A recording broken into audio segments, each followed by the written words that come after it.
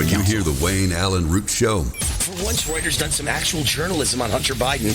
Hunter never actually worked in Ukraine, but he worked for Burisma, making $50,000 a month. Then you are home. The Valley's news talk and podcasts. Talk Central, Phoenix. And now back for more chips and salsa. Well, sir, while I may not agree with what you say, I'll defend to the death your right to say it. And we are back with the Chips and Salsa Show. We're so excited to be here. Thank you, Chipsters, for joining us today. Please tell your friends about us. We are in our 8th year. We can't believe it. My name is Alice Lara, and I am here.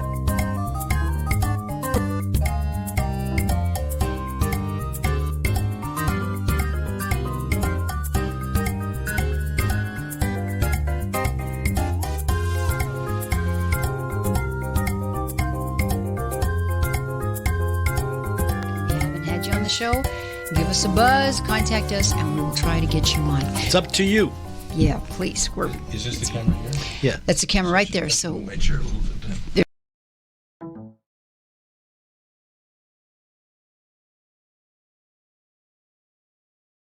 Superintendent of Public Instruction, and that's our good friend Tom Horne. Welcome to the Chips and Salsa Show. Thank you. Hola, amigos.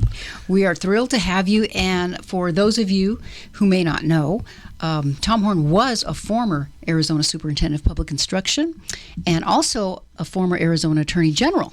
Correct. A lot of and my friends say, why are you running for superintendent of schools again? You're going backwards. And my response is, no, the real problems today are in the schools, and that's what I want to work on. And I like the fact that as Attorney General, you stood in court arguing cases, and you can do that still as a superintendent. Yeah. And you probably have a little bit more experience than you had when you were superintendent before, addressing the court and addressing issues that are important to the people. Yeah, well, I had a lot of legal experience then, and of course, it was when I was Attorney General I got to argue to the U.S. Supreme Court. But I was willing to stand up to the federal government, and they would want me to do things that didn't make sense, and I would You're kidding. The government wanted to. I would say, sue me. I know where the courthouse is, but I'm not doing it voluntarily. But then my successors just gave in on all those things. It was sad to see. So should you be elected to this position, would you be able to argue in your attorney capacity? I might need permission of the Attorney General, but if they had a conflict and they thought it was okay, I could argue, yeah. That's kind of a nice little talent that you have. Weren't you involved in the Tucson, a case in Tucson about it? Was that as a superintendent of the school, or was that attorney general? Both, actually. When I was superintendent, there was a program in Tucson called Ethnic Studies, where they divided kids by race. Blacks, you go to classroom A, Hispanics classroom B, whites classroom C, just like the Old South. And part of that curriculum was critical race theory, believe it or not. Exactly. I remember it. Yeah. And I wrote a bill for the legislature to put a stop to it, and they passed it. They passed it my last year in office as superintendent. So then as Attorney General, I enforced it, and facing a cutoff of funds, the Tucson board voted 4-1 to eliminate the program. So I tell people I'm the most qualified to eliminate critical race theory because I did it once, I can do it again. He did it once. I witnessed it, and it was fantastic because we were doing our radio show on 960, and I remember when it happened, and he gets the credit. I mean, he did it. He stood up to the, what is it, TUS? TUSD, Tucson Unified School District. And I think Sunnyside also had it, which is an adjacent school district. And it was a landmark case for us here in Arizona, and thanks to Tom Horne. But when I went to Tucson to argue cases at the district court in Tucson, I had to wear a bulletproof vest because the schools let the high school kids out to demonstrate against me. The streets were full of them demonstrating against me. I went in the back door of the courthouse. Wow. But they were scared of him. Yeah, and for a good reason. Some people's animosity is a sign that you're doing something right. Yeah. People don't realize it goes back that far. Yeah. It was already happening, and over 10 years ago. Yeah. Yeah, because we were doing 960 The Patriot. I remember that. Mm-hmm. Right. Yeah. So, of course, the usual questions when somebody's running for office is, why are you running? And you had a nice little intro about that. Mm-hmm. But you have a lot of experience in this field. But there are a lot of people running also. There are. So tell us, of course, why you think that you should be there instead of somebody. Today, everybody wants some fresh blood, some new blood, so that's going to be the argument there. Yeah. Convince us otherwise. Well, I perhaps immodestly believe I'm the one best qualified to get rid of critical race theory because I've done it once. And I think I'm more qualified to do a lot of the other things I'm talking about doing, making sure the kids that don't speak English are in English immersion and not bilingual education. That was another one. Whatever I promised in my election, I ended up doing. So I promised, eventually I promised to get rid of the ethnic studies and critical race theory. I did it. I promised to get rid of bilingual education, which had passed by an initiative, and the two predecessors, the superintendent, had ignored it. I promised to get rid of that and get rid of bilingual and have them in English immersion. I did that. I promised to enforce another law that wasn't enforced that required kids to graduate from high school. They had to pass a statewide test. So we knew that they weren't illiterate, and the employers knew the diploma meant something. And the two predecessors didn't enforce it. I promised to enforce it, and I did enforce it. And while I was in office for those 8 years, employers knew the diploma meant something. We didn't graduate anyone that was illiterate. But as soon as I left, they eliminated it. So I need to get back and put some of these things. So that's no longer the case anymore, and you have to bring it back. I have to bring it back. But didn't you say it was a law that was passed? Yes, it was passed by. That one was passed by the legislature. Actually, the English immersion was an initiative.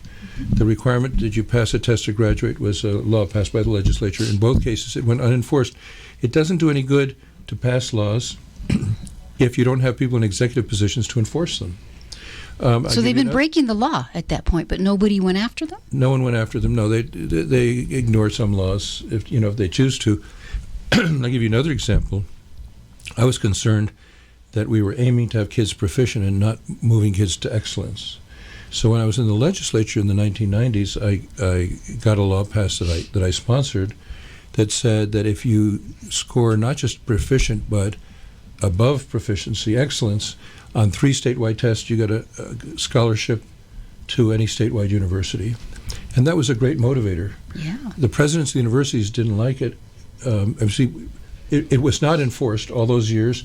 When I became superintendent, I also served on the Board of Regents. I persuaded the other members of the board to implement that, which the presidents were against, the presidents of the universities, because they want everything in their discretion.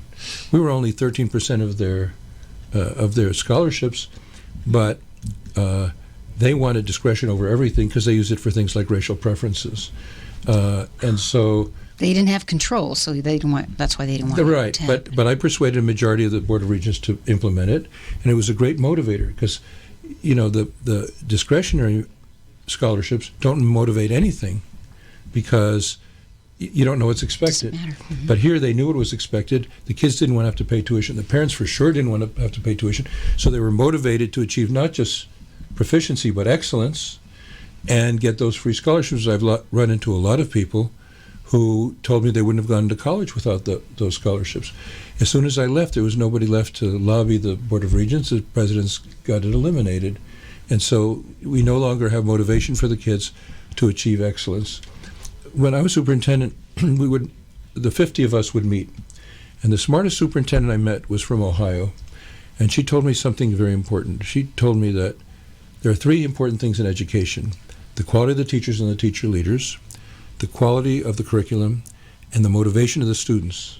And often we forget about that third quality. So once they eliminated the requirement, for example, that kids pass a test to graduate, teachers would tell kids, do well, I need you to do well on the test. Kids say, why should I? No consequence. They leave the test early. You have to have things that motivate not only the schools and the school district, but also that motivates the students. And then another thing that I did that they stopped doing that I would bring back is hold the districts accountable. So if, for example, Roosevelt or other school districts had low test scores, I would schedule a hearing to have the state take over the school district so they report to the state rather than to the local school board. That got their attention. They put more emphasis on academics. The test scores came up.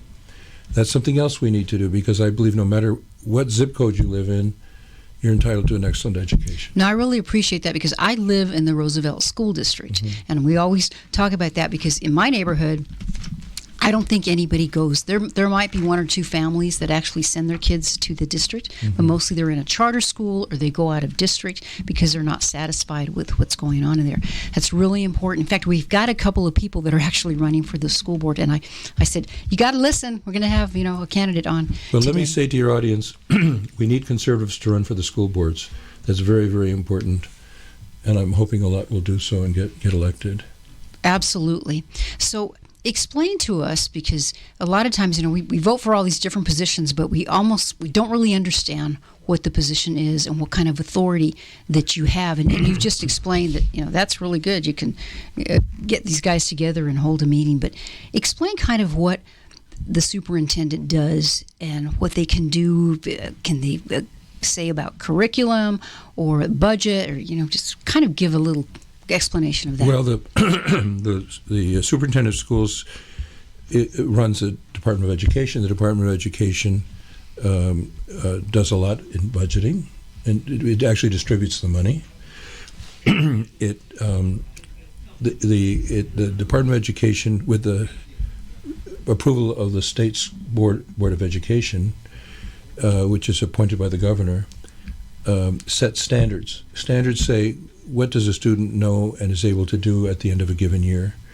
And then it's up to the school districts to adopt curriculum to have the kids learn enough to show that they've mastered the standards by their scores on testing.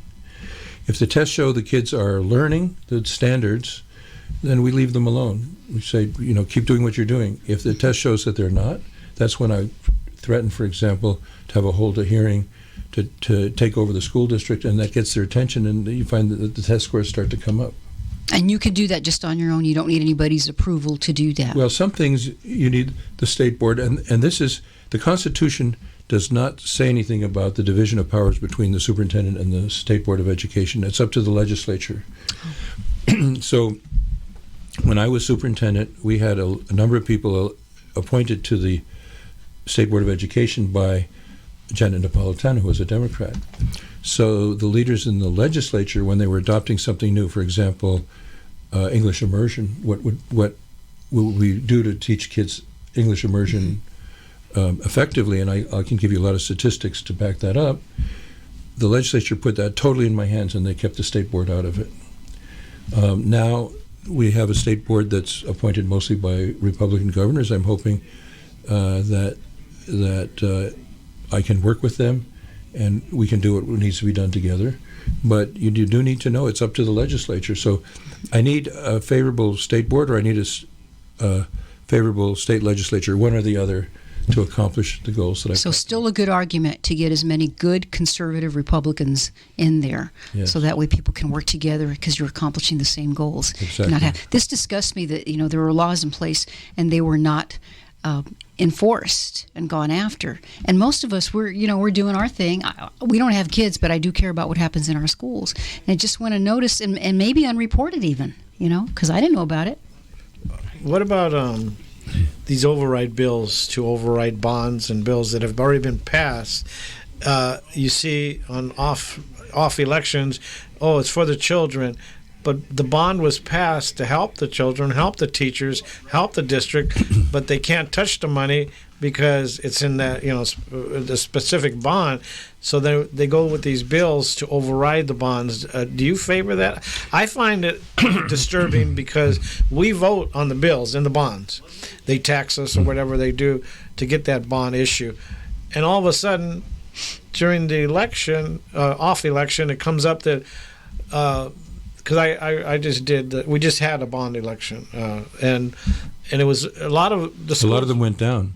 And that's good because school boards aren't listening to the parents. And you know what I'd like to do, because we've got about 30 seconds for the next commercial. So let's mull that over. When we come back, we'll talk more about that, because that's a very, very good point. Yeah, 10% of people showed up in my last one, and of course it passed. Not a problem. But it was kind of close. So we'll be right back with more of the Chips and Salsa Show. I'm Alice Lara with Don Jorge. And our special guest, Tom Horne, who's running for Arizona Superintendent of Public Construction. So don't go away. Tell your friends. Tune in, and we'll be right back here on Central City Radio, Talk Central Phoenix.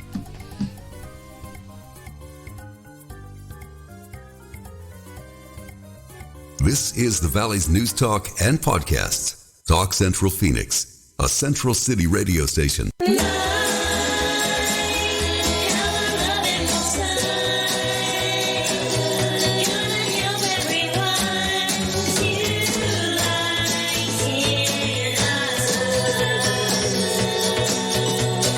Dudes and dudettes, need to chill out? Unleash the power of nature with handcrafted hemp extract. Quality you can feel with passion for the planet. Get your herbal relief today at emeraldsunfarms.com.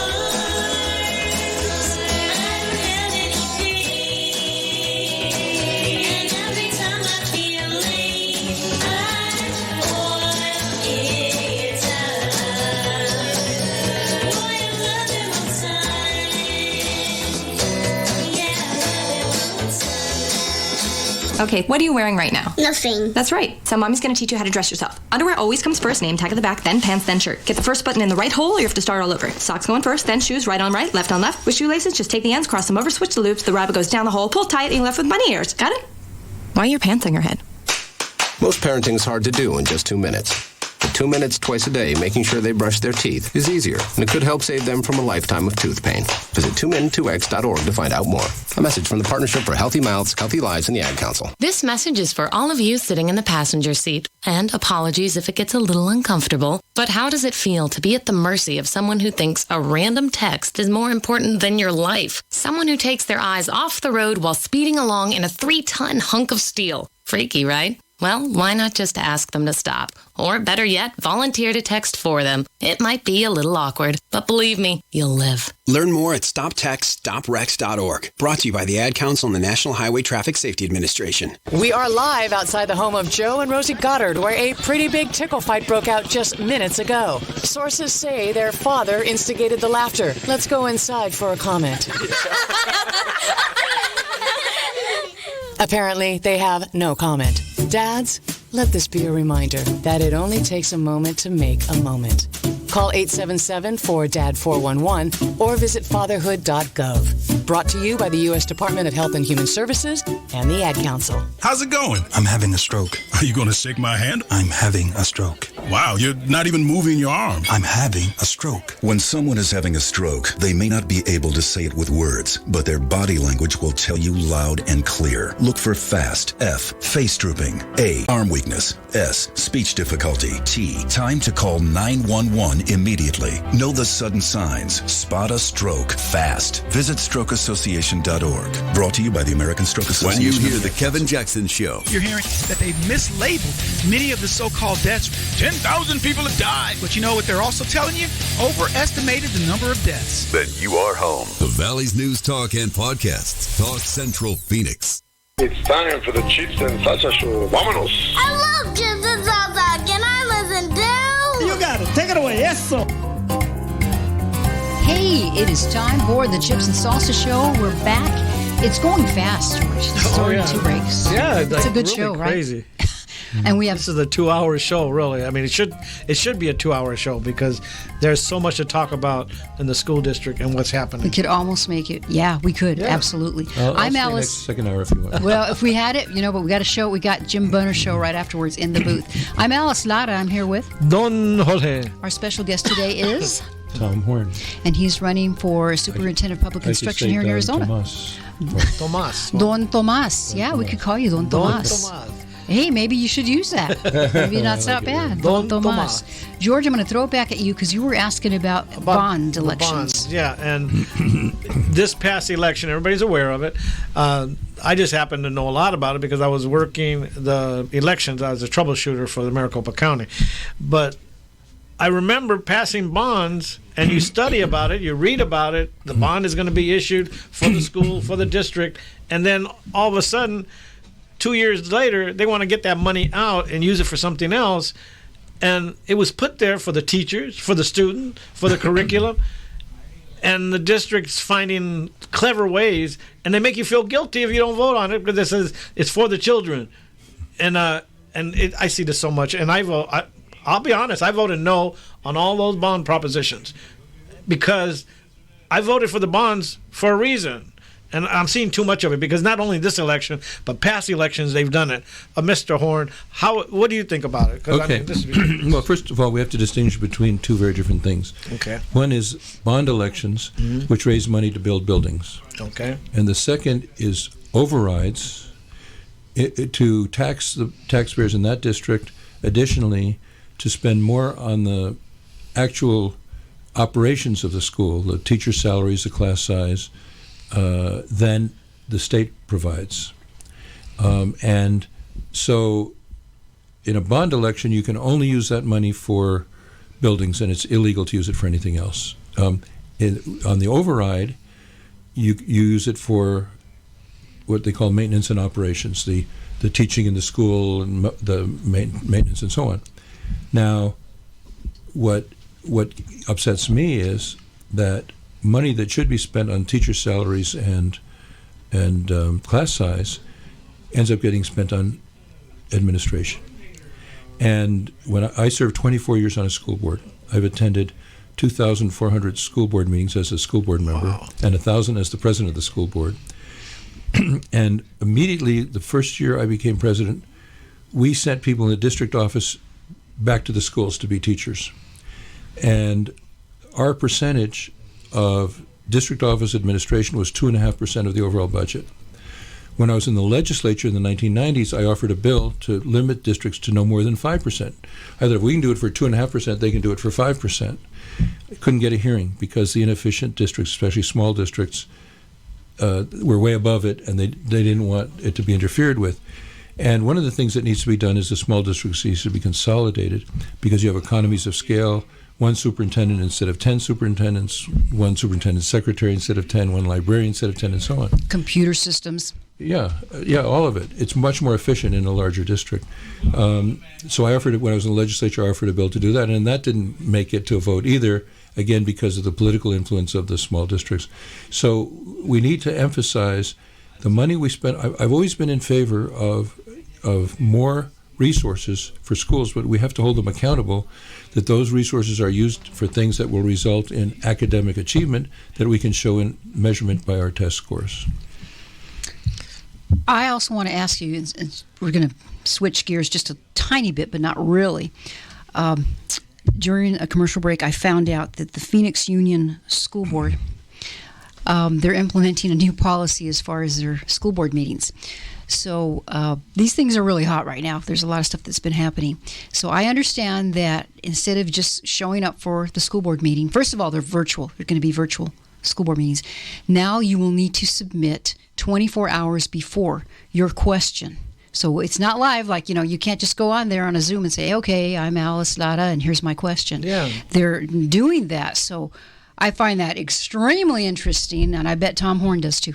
Well, they're showing contempt for the parents. And let me say, the 2,400 school board meetings that I was involved in, the parents could come in and speak. We would limit their time, but they could come in and speak, and they could insult me. And no matter what they said, I would say, thank you for your input. Yeah. I try to be civil no matter how much they were attacking me. But we learned something in Virginia where a candidate for governor said the parents should have no input into the education of the children. So the parents saw to it that candidate had no input into the education of the children. There you go. Yep.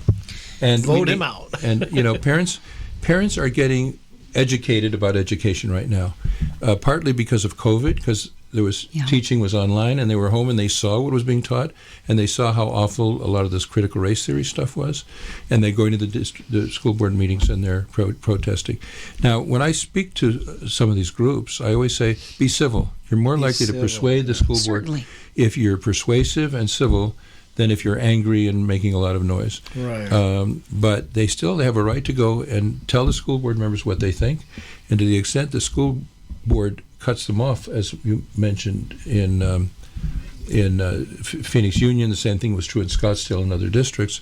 I think we need a Virginia moment where the parents say, we're in charge here, you aren't. And that's why I say a lot of conservatives have to be running for school boards so that people will take seriously the input of parents. It doesn't mean that every parent who speaks is right. You don't have to follow them like a puppet, but you have to listen to what people have to say and weigh it against the other information that you have. You have to give them the opportunity to speak, and you have to be open-minded to what they have to speak, and then you make up decision based on your own judgment about what's the best for all the kids. Exactly. It seems like it's almost, that's a lot of control for a school board to have. And like a lot of politicians don't realize that actually we're the bosses because we elect them. We also elect the school boards. So if this were happening in my district, and I can't tell you guys what to do, but I certainly would be upset about it because it's a whole lot different. I used to be a producer. This is how I got involved in radio and talk radio a lot. And one thing that I could tell the guests, because sometimes they wouldn't want to come on with my host, but I say, you're live. That way you can respond. If they accuse you of something or they talk to you, then you can respond, give your case. Yeah. But this seems so unfair. How can they get away with this? Well, the great thing about the United States is that the people are the sovereign. And so if school boards are treating parents with contempt, and we have other candidates to get elected, we will unelect them and we will elect those other candidates. That's what makes this country great. Well, I know I used to set up audiovisual for a school district in California, and when we set up the microphones, there was cutoff switches that they can cut off the person that's talking, and they can there's little buttons. We used to set that up. That was common. This was 20 some odd years Was that abused though? Because back then, I could see maybe you get somebody there and they start using foul language or something. You get up. You get up on the podium to talk to the board, and the district. No, but I mean, did they use the cutoff? Did they use it a lot? Well, they would use it if the person got if they talked out of they given a lot of time. Yeah, let's say you have 5 minutes. Sure. But if they use profanity or something, they could just push the button. It's common at all. Well, I don't know if it's common out here, but it was common over there. And I worked for the school district out there. I guess I could say which one, the Compton Unified. Compton. Yeah, that's a rough area, right? And we used to set up for the different school boards meetings. And they had buttons to turn them off and recorders. But I'm willing to bet that as far back, it's not like it's almost an abuse now. Well, now what we see. If it's used to cut off people because of the content of what they're saying, then that's an abuse. But it's legitimate to use it to keep people to their time. Because one of the promises I made when I first ran for the school board and was elected in 1978, believe it or not, was the school board meetings were going after midnight. And I said, if you elect me, we will end every school board meeting by 10, and we did from then on. So you have to limit time. Certainly. Right. But people need to go home and be with their families. It's hypocritical to say, I care about my kids' education, and then you want to spend so much time in the district that you don't have time to go home and take care of your kids. What will you do a little more differently? Like, typically, do the superintendents attend school board meetings? And I'm down to a minute again, so I'm gonna ask you this question because we're going to come back with our last segment, and I also want to ask to be thinking about how will you do maybe more outreach, so you let people know what you can do and maybe what parents can do as well. And of course, we'll give you some time so you can give information about your website and where you're going to be and things like that. Mm-hmm. So I'm Alice Lara, and you are Don Jorge. We have a wonderful guest, Tom Horne. Don Tomas, who's running for Arizona Superintendent of Public Instruction. This is the Chips and Salsa Show. We have one more segment. Go on Facebook, and I'll check and see if you have a question we can ask. We're here every Tuesday at 4 p.m., and we're here on Central City Radio, Talk Central Phoenix. Don't go away. We'll be right back to guac on some more. The Valley's home for podcasts. Talk Central Phoenix. Get the app on iTunes or Google Play. Hamilton was adopted from a rescue in 2008. He really likes to be around people. I get out my mat and I'm doing a downward dog and he's underneath.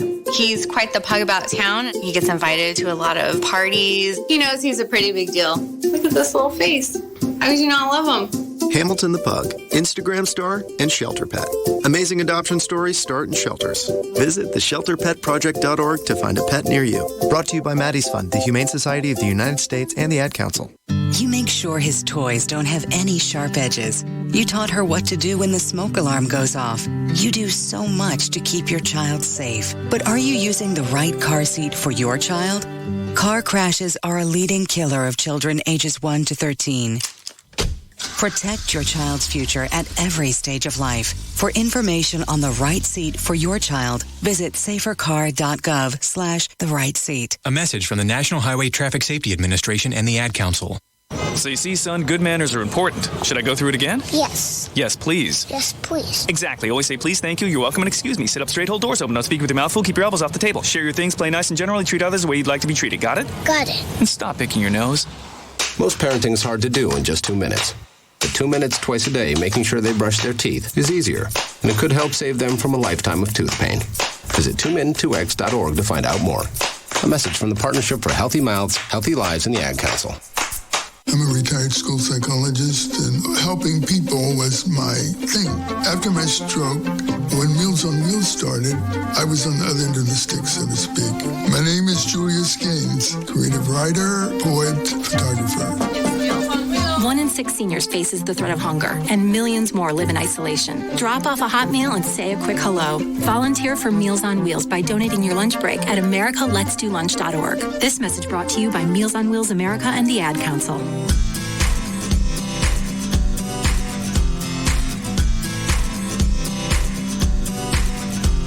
People been saying to your friend, get a different face, and posting on their feed, they're super ugly. The things they say to them online are cruel and they're not true. So tell your friend, I'll stand up for you.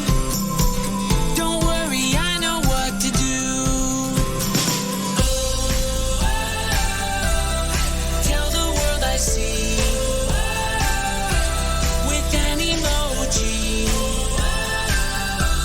to stop the bullies. Know someone who's being bullied online? Send the witness emoji. It looks like an eye in a speech bubble, and it's in the symbol section near the clocks in your phone.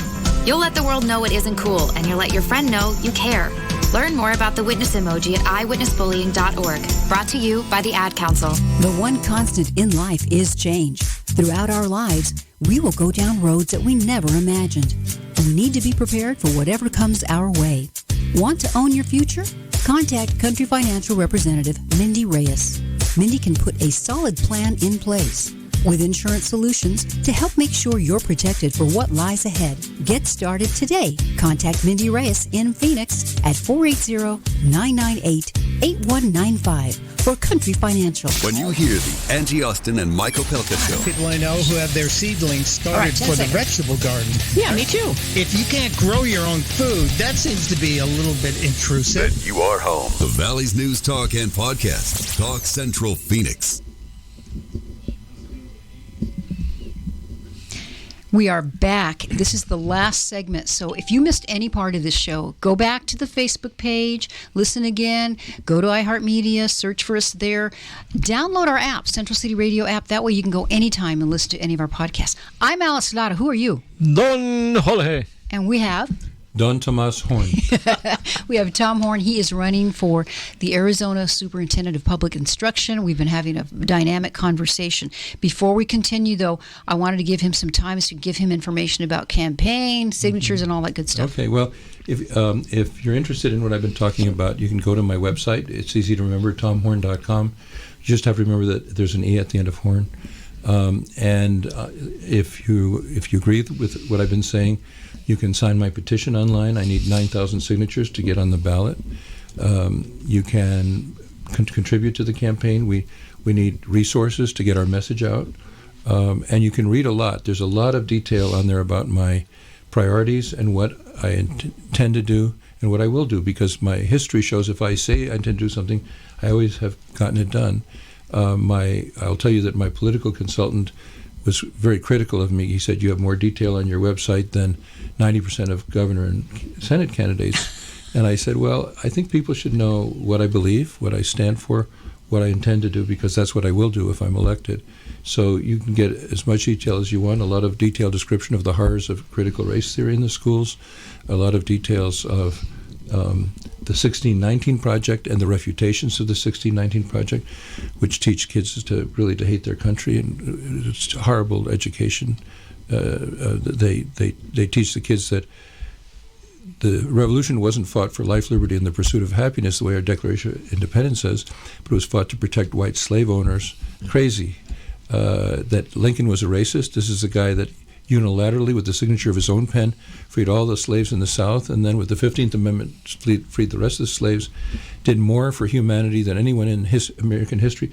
And they're teaching our kids that he was a racist, teaching kids that the cruelties of capitalism come from the cruelties of the plantation, which is totally ridiculous. It's a Marxist view.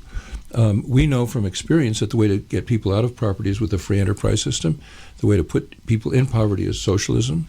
And here's the New York Times putting out this program, and the current superintendent of schools sent a message to social studies teachers that if they'll teach the 1619 project, they get an extra $5,000. So money, follow the money, huh? We need to put a stop to all that, and that's why I'm running. And I'd love to have you visit my website and sign my petition, contribute if you can. Any amount is much appreciated. That's TomHorne.com. TomHorne.com. HORNE. I want to give a shout out and a special thanks to my good friend Margaret Garcia Dugan, because she helped put this interview together, and we need to interview you sometime. She's in the studio here with us. We think, who are you talking to, Alice? Let me just say, Margaret Dugan was the National Principal of the Year. She knows more about education than anybody. She was my chief deputy, and if I'm elected, she will be my chief deputy. I could never run the Department of Education without her, so I'm totally dependent on her. So she'd be a very good interviewee for you. Okay, could I ask a couple of good questions, and then yes, we have a few minutes, so whip them in there, George. Okay, one. This is a double question, like they do with the president, right? About work programs what would you do to implement work programs in the schools, actual training of common jobs that the kids will get out and get a job real quick because they've done it in the summer as an intern. Or a university education is necessary. And the other one is about, and you've answered some of it, about the history that's being taught. So if you could answer those two. Okay, well, first of all, what we call career and technical education is a big priority for me. And what we did was we got councils of business leaders to tell us what were the jobs for the future, what skills would help kids get good jobs. And as based on that, we would defund programs where they were giving them skills that would not be useful in the economy.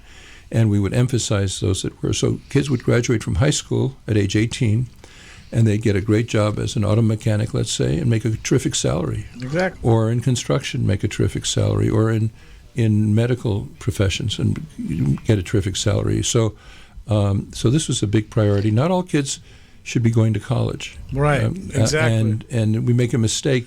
I had to fight against our Democratic governor on that. She wanted all kids to have 4 years of math and 4 years of sciences and ending in calculus. And not all kids are prone that way. And see, the reason I asked is that I was involved in a program called Youth Motivation Task Force. Mm-hmm. And we went to high schools. I was working in the factory. I was a union leader, Democrat, of course, a union leader at the factory level. And we went to the classrooms, not only me, but other people and other jobs. And we were telling the high school students, you can start at Thermidor Waste King as a small level and work your way up. And it worked. It was called Youth Motivation Task Force, mm-hmm. And we went to a couple of high schools. Is there anything like that now happening? Sizes like EVIT? I don't know currently. I'm telling you, when I was superintendent, we had a lot going on in that respect. And I'll tell you something interesting.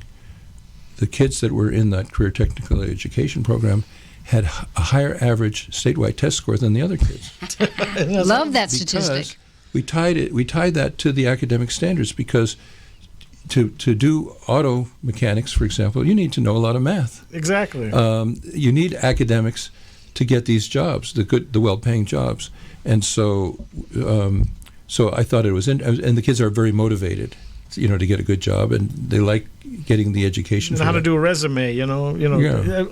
There's so much they can learn in that. Absolutely. In the school level. And can we go back to history now? Let me just say, at the other end of the spectrum, the academic kids, our scores when I left office on the Scholastic Aptitude Test, national test, you couldn't manipulate the numbers.